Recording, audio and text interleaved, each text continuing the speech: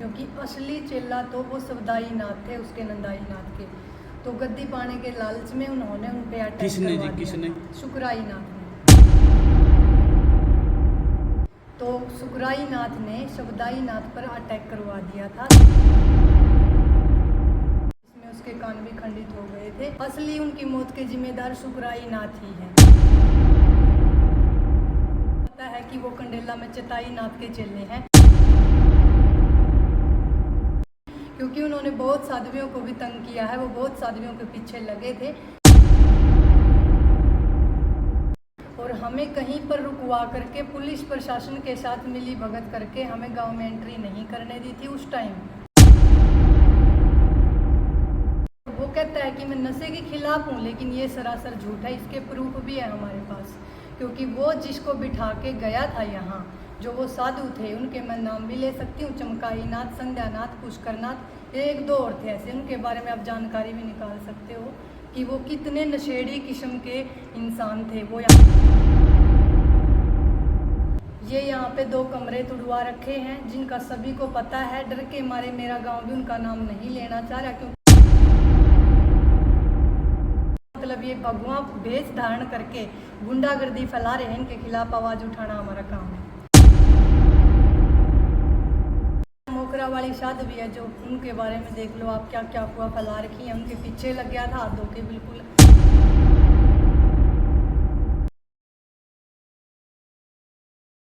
साध्वी दुर्गाईनाथ जी आज अपने पत्रकारों को निमंत्रण दिया था कि पहले एक साधु के साथ ऐसी घटना घटी थी जिसमें आज तक न्याय नहीं मिला।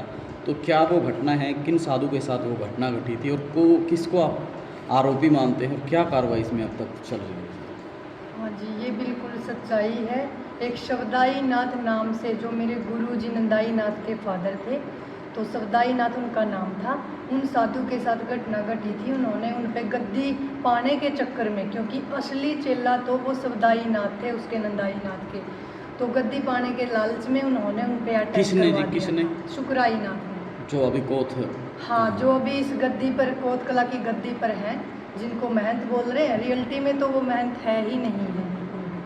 तो सुकराई नाथ ने सवदाई नाथ पर अटैक करवा दिया था, जिसमें उसके कान भी खंडित हो गए थे और जिनमें मतलब उन्होंने सुसाइड नोट भी लिखा था सवदाई नाथ ने। और सुकराई नाथ ये बोल रहा है कि भाई ये झूठ है, क्योंकि वो अनपढ़ थे, लेकिन हमने सर्टिफिकेट भी लाके हाई कोर्ट में रख रखा है कि उन्होंने स्टडी कर रखी थी। वो राइटिंग सवदाई नाथ की ही थी। ये मामला तो कब का था? असली उनकी मौत के जिम्मेदार सुकराई नाथ ही हैं, क्योंकि उनके खिलाफ सारे प्रूफ हैं जो हाई कोर्ट में हमने लगा रखे हैं। कितने साल से जो है हाई कोर्ट में ये मामला चल रहा है? ये लगभग 4-5 साल हो गए। 4-5 साल हो गए। तो क्या लगता है, क्या इंसाफ मिल पाएगा या फिर? हाँ, बिल्कुल मिलेगा, बस नंबर ही नहीं आ रहा। वो तो ज़रूर मिलेगा, क्योंकि प्रूफ सारे हैं हमारे पास। तो ऐसे क्या प्रूफ है, एक दो बताना चाहोगे साध्वी जी? क्या ऐसा कोई एक तो देखो प्रूफ यही हो गया, क्योंकि जो सुसाइड नोट उन्होंने लिख रखा था और सुकराई नाथ बोल रहे थे कि ये उनकी राइटिंग नहीं है, तो वो मतलब उनको अनपढ़ साबित करने की कोशिश कर रहे थे। लेकिन हमने वहाँ जाके, जहाँ का उनका जन्म था, जहाँ उन्होंने स्टडी की थी, तो वहाँ से उनका सर्टिफिकेट लेकर हाई कोर्ट में पेश कर रखा है। तो एक प्रूफ तो यही है उनका। तो सुकराई नाथ का ऐसा क्या प्रूफ है कि वो उनके चेले नहीं थे? ऐसा कोई प्रूफ है आपके हाँ, पास? बिल्कुल है। उनका ड्राइविंग लाइसेंस भी, आधार कार्ड भी है, और ये सभी को पता है कि वो कंडेला में चेताई नाथ के चेले हैं। और मैंने पहले भी ऐसा बोला हुआ है कि एक दिन दुनिया के सामने आपकी सच्चाई मैं ला के रहूँगी, क्योंकि उन्होंने बहुत साध्वियों को भी तंग किया है। वो बहुत साध्वियों के पीछे लगे थे, जबकि उनका कोई अधिकार नहीं है कि वो किसी को पाखंड बोले या कुछ भी, मतलब बोलने का अधिकार नहीं है। एक और बात सामने आई थी साध्वी जी कि यहाँ पर भी किसी प्रकार की घटना, जिस डेरे में आप बैठे हैं अपने गुरुजी के साथ, तो यहाँ क्या घटना घटी थी जिसका कारण भी आप उन्हीं को मानते हैं? जी, यहाँ पे मैंने इसी गांव में मतलब जन्म लिया था। इसी गांव का मेरा जन्म है और मैंने चोला धारण किया था भगवा। तो कुछ शरारती तत्व थे जो मेरे से नाराज़ थे, मेरे से खिलाफ थे। पूरा गांव नहीं था, बस कुछ शरारती तत्व जो डेरे की ज़मीन को हड़पना चाहते थे।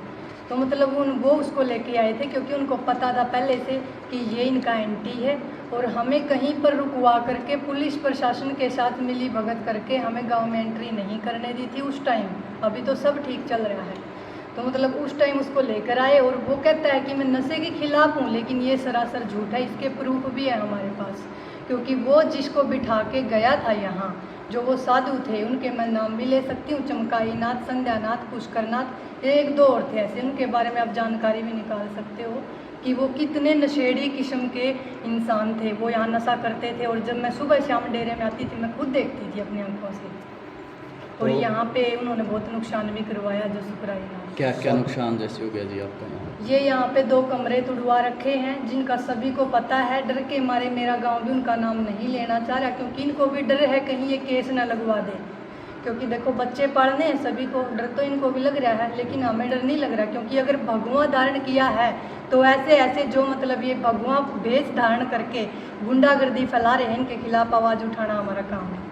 तो साध्वी जी, आपने बताया कि बहुत सी साध्वियों के साथ जी, वो उससे तंग करते थे, तो आपके पास क्या प्रूफ है कि जो साध्वी? प्रूफ तो जी सबको दिख रहा है। मोकरा वाली साध्वी है जो, उनके बारे में देख लो आप, क्या क्या अफवाह फैला रखी है। उनके पीछे लग गया था हाथ धो के बिल्कुल।